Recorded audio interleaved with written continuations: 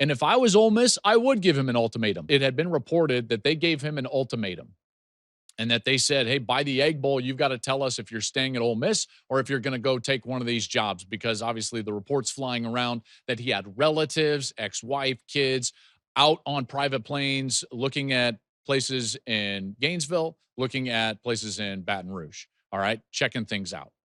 Obviously not a good look. Obviously not a good look, which is why I have told you all this entire time, the only thing that can derail Ole Miss, and this is really unfortunate for these players who have committed and played really well this year, the distraction is their head coach. The distraction is, where is he going to be the next year? And if I was Ole Miss, I would give him an ultimatum. Now, he has come out and refuted that and said, no, that's absolutely false. But listen, you can refute things based on specific language like an ultimatum, but the sentiment might be there.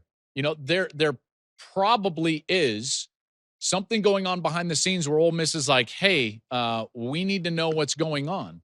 And in true Lane fashion, now the college football world, at least from a coaching perspective, kind of revolves around him.